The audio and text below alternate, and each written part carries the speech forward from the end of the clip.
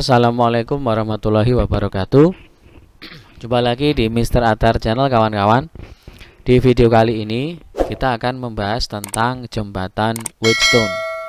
Ini adalah salah satu rangkaian resistor yang dia dibentuk sedemikian rupa dengan beberapa tujuan tertentu, gitu ya. Nah, jika kalian sedang belajar materi ini, semoga video ini bisa menambah wawasan kita tentang konsep jembatan Wheatstone. Oke, ada beberapa bentuk jembatan Wheatstone yang lazim kita ketahui nanti ya. Kalau kamu sedang mungkin latihan soal, kemudian nanti ketemu beberapa bentuk rangkaian resistor yang berbeda dengan biasanya, itu mungkin masuk ke dalam rangkaian jembatan Wheatstone. Nah, misalkan bentuk yang pertama itu seperti ini kawan-kawan. Nah, ini adalah bentuk yang pertama. Saya punya 5 resistor, gitu ya. Kemudian saya rangkai seperti ini. Nah, seperti ini. Nah, kemudian kita gambar resistornya sekarang, ya. Nah, misalkan, nah ini yang pertama 1, 2, 3, 4, dan di sini 5. Nah, ini adalah bentuk pertama dari rangkaian jembatan Wheatstone yang akan sering kalian temui, gitu ya. Ini misalkan kita kasih nama, ini ada R1, ini ada R2, ini ada R3, ini ada R4, ini ada R5. Dan di sini ada kabel 1. Nah, ini kalau misalkan kita hubungkan dengan baterai, maka tinggal menambah kabel di sebelah sana. Ya, ini adalah rangkaian jembatan Wheatstone bentuk yang pertama. Ya, jadi ada 5 resistor, ya. Ada 5 resistor, kemudian ada yang di seri di atas, seri di bawah, kemudian di paralel, dan dia nanti ada satu resistor letaknya di tengah, ya. Nah, dia biasanya kalau kita bertemu dengan rangkaian resistor, baik itu seri, paralel, atau campuran, ya, maka kita biasanya diminta untuk berapa sih hambatan total dari rangkaian campuran tersebut. Nah, misalkan seperti ini, pada bentuk yang ini berapakah sih, atau berapa ya kira-kira nilai hambatan total dari rangkaian yang berbentuk seperti ini, gitu ya. Nah, kita tidak perlu khawatir. Jadi bentuk yang seperti ini itu nanti bisa berubah menjadi bentuk lain, ya, dengan beberapa trik tertentu, ya. Misalkan kalau kita ingin menghitung berapa hambatan total rangkaian ini, mungkin kita kesulitan. Tetapi kita bisa menyederhanakan rangkaian ini dengan melihat 4 resistor yang berada di yang berada di sisi miring, gitu ya. Ini kalau misalkan persegi, dia maaf belah ketupat ya misalkan, maka kita lihat nilai dari resistor yang berada di sisi-sisi yang miring ini. Jika R1 kita kalikan dengan R di depannya, yaitu R3, itu ternyata nilainya sama dengan R2 kita kali dengan R4, maka R5 yang letaknya di tengah, gitu ya. R5 yang letaknya di tengah itu nanti nilainya bisa sama dengan 0, ya. Sekali lagi saya ulang, jika R1 kita kalikan dengan R3 sama nilainya dengan R2 kita kalikan dengan R4, maka R5 itu sama dengan 0. Nah, ini adalah ciri khas dari rangkaian jembatan Wheatstone. Sehingga bentuk yang pertama ini itu dia bentuknya bisa berubah kawan-kawan. Bisa seperti ini. Nah, kalau kita gambar lagi, ini resistor yang pertama, resistor yang kedua, kemudian kita gambar sebelah sini. Nah, ini ada kabel sebelah sana. Nah, kalau kita gambar lagi, ya, di sini tadi ada R1, ya. Di sini tadi ada R2.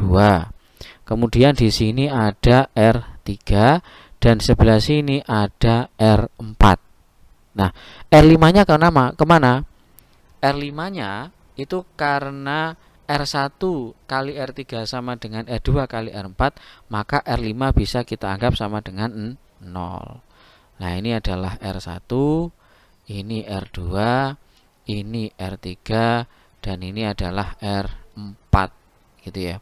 Nah, R5-nya itu dia bisa kita eliminasi atau kita anggap nilainya sebagai 0. Nah, kalau sudah jadi bentuk seperti ini, maka kita bisa mencari hambatan totalnya dengan mudah, ya kan? Yang atas kita seri menjadi seperti ini, gitu ya. Yang bawah di seri akan seperti ini. Nah, ini kalau kita seri, nah, maka nanti akan jadinya ke sini. Kemudian yang bawah ini kalau kita seri juga jadinya adalah yang ini, gitu ya. Nah, kalau sudah ada dua seri paralel seperti itu, maka kita bisa mencari RP-nya dengan mudah, ya. Nah, ini adalah prinsip jembatan Wheatstone dari bentuk yang pertama, ya. Jadi kita bisa menghitung berapa nilai hambatan totalnya dengan cara menghilangkan atau mengenolkan resistor yang berada di tengah, tetapi dengan syarat perkalian antara resistor yang berhadapan sama dengan resistor yang berhadapan yang lain, sehingga bentuknya bisa berubah menjadi yang seperti sebelah kanan itu, gitu ya. Oke, ini adalah prinsip jembatan Wheatstone yang pertama.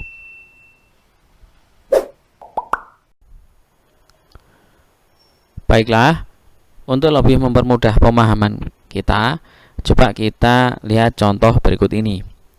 Misalkan saya punya 5 resistor, ya. Kemudian di sini ada R1, itu nilainya misalkan ada 5 ohm. Kemudian ada R2, ya. Ini nilainya juga 5 ohm. Kemudian di sini ada R4, ini misalkan 10 ohm. Kemudian di sini ada R3 misalkan 10 ohm, dan di sini ada R5 misalkan 3 ohm, kawan-kawan. Kelima resistor ini saya hubungkan dengan sebuah baterai yang nilainya 11 volt. Kemudian yang ditanyakan itu adalah tentukan, misalkan ditanya tentukan kuat arus yang mengalir. Nah, kita tulis kuat arus yang mengalir. Nah, oke. Sekarang kita jawab. Misalkan jawabannya kita letakkan di sini. Jawab. Oke. Langkah pertama, ya. Kita kan disuruh mencari kuat arus yang mengalir, gitu ya. Kalau dalam hukum Ohm ada rumus V itu sama dengan I kali R, kawan-kawan. Kalau kita disuruh mencari I, ya berarti rumusnya apa? V per R. Nah, di sini V-nya sudah ada. Berapa? 12. R-nya yang belum kita ketahui. Maka tugas kita adalah mencari R total terlebih dahulu dari rangkaian ini. Nah, kita tahu bahwa ini adalah rangkaian jembatan Wheatstone, ya. Kemudian kita ingin mencari berapa sih R totalnya. Nah, di awal tadi kita sudah mengetahui bahwa kita bisa menyederhanakan rangkaian ini agar kita bisa mengetahui berapa R totalnya. Yang kita lihat itu adalah siapa? Yang kita lihat itu adalah posisi dari R1 kemudian R3, ya. Mereka akan berhadapan. Kalau kita kalikan, nah, maka hasilnya adalah berapa, teman-teman? Di sini ada 5, R3-nya berapa? 10. Berarti ketemu angka 50. Kemudian yang kita lihat lagi itu adalah dua resistor yang berhadapan selain R1 dan R3, yaitu apa? Siapa? Ada R2 dengan R4. Ini kalau kita kalikan, R2 itu nilainya 5, kemudian R4 kita kalikan, R4 nilainya berapa? 10. 5 kali 10 sama dengan 50, gitu ya. Nah, ternyata hasil kali antara R1 dengan R3, ya, itu sama. R1 kali R3 nilainya 50, R2 dan R4 nilainya juga 50. Maka untuk R5 itu bisa kita nolkan. Gitu ya. Kenapa? Di situ tidak ada arus yang mengalir sehingga R5 tidak dianggap tidak ada atau nilainya kita bisa buat dia nilainya 0. Nah, kalau sudah seperti itu, maka rangkaian ini bisa kita gambar lagi dengan posisi seperti ini kawan-kawan. Kita gambar lagi ya. Dia lebih kita gambar lebih sederhana.